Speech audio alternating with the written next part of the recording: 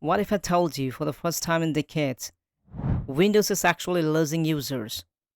Not just in memes, but in real numbers. And no, this isn't just another Linux is the future hype cycle. This is something much bigger. Millions of users are quietly walking away from Windows. And in 2026, we finally have the data to prove it. Hey everyone, and welcome back to Tech Sudama Lab. Right now, the entire PC ecosystem is going through a massive shift.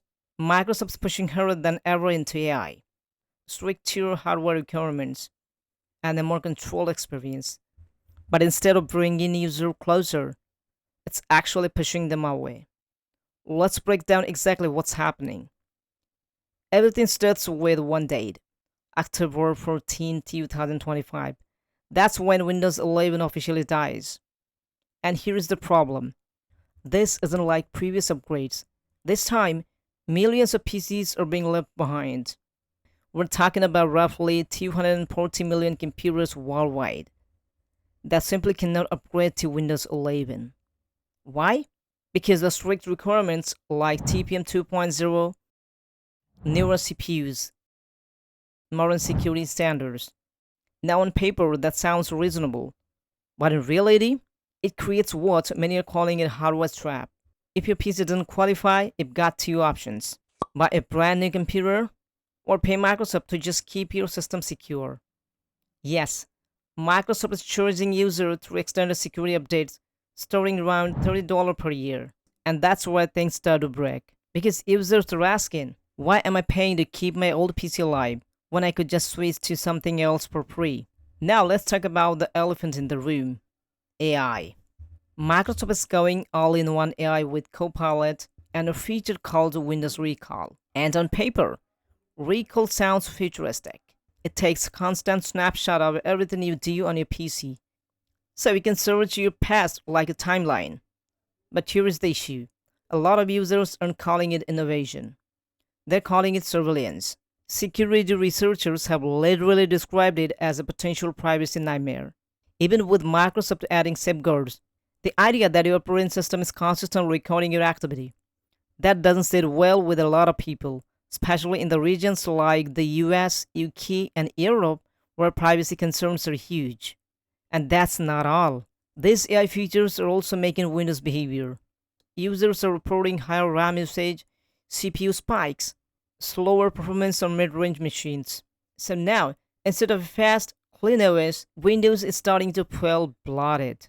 Now here is where things get really interesting.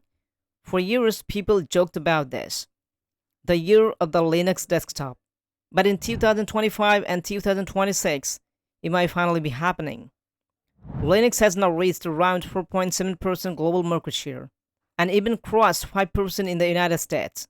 That may not sound huge, but in the OS terms, that's a massive growth. So what changed? Two big things. Thanks to Valve's Proton, around 80% of Windows games now run on Linux. That was the biggest reason people stayed on Windows, and now the barrier is basically gone. We're also seeing major institution adoption. For example, Germany's last week Holstein state is moving 30,000 PCs to Linux. Why? Digital independence, more control, less reliance on big tech ecosystems. And when governments start switching, people start paying attention. At the same time, Windows isn't just losing users to Linux, it's getting squeezed from both sides. Apple's M-series chips are pulling NVIDIA editors, developers, designers. Why? Because they offer insane performance with incredible battery life. And then there's ChromeOS, for people who just need a browser, email, Netflix. Windows is starting to feel like overkill. Chromebooks are cheaper, simpler, and just work.